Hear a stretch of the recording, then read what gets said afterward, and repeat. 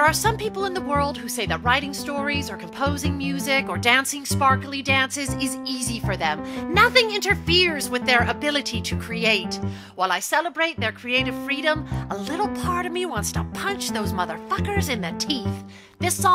I sing this song for you guys and for all the rest of us. Help me out, y'all. We'll sing back up. You have a story to tell, a novel you keep in a drawer. Old sock drawer.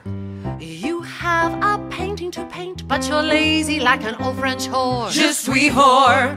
You have a movie to make, shrinky dinks you can bake, but you best grab a steak, 'cause in sweep the vampires in, creep the vampires knee deep in vampires, filling you with doubt, insecurity about what your art should be in. Sweep the vampires, die vampire. You sketched that turtle you saw in an ad on late night cable TV. Tippy turtle. But your fourth grade teacher said, You can't draw. Oh, those vampires won't let you be. Fuck you, Miss Johnson. Word. And when they come run like hell, see those bats in your belfry, then call on Van Helsing.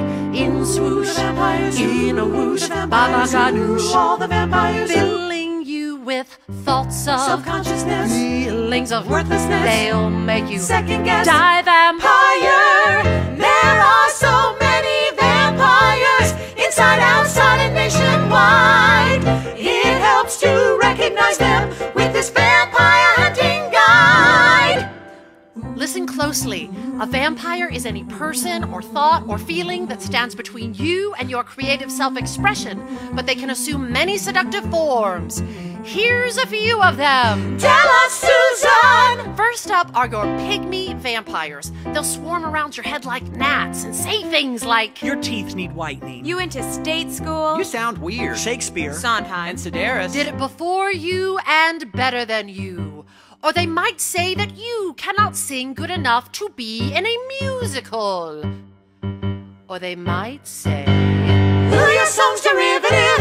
Who your song's derivative? Who your song's derivative? to keep that song from you, to tell them, Die, vampire, die! Brothers and sisters, next up is the air freshener vampire. She might look like your mama or your old fat Aunt Fanny.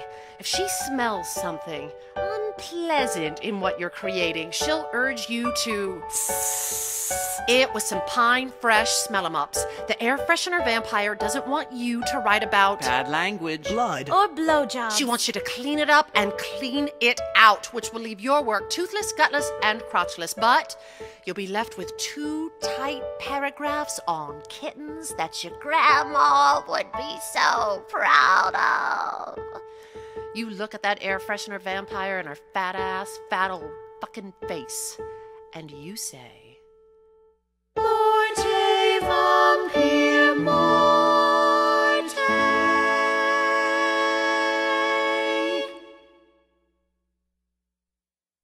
The last vampire is the mother of all vampires, and that is the vampire of despair. It'll wake you up at 4 a.m. to say things like, Who do you think you're kidding? You look like a fool. No matter how hard you try, you'll never be good enough. Why is it if some dude walked up to me on the subway platform and said these things, I would think he was a mentally ill asshole. But if the vampire inside my head says it, it's the voice of reason. You have a story to tell. Pull your novel out of that sock drawer. You have a painting to paint. You best paint it and then pay some more.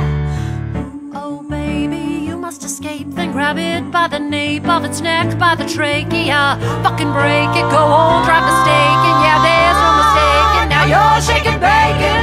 Die, vampire! I said die, vampire! I said now die, vampire!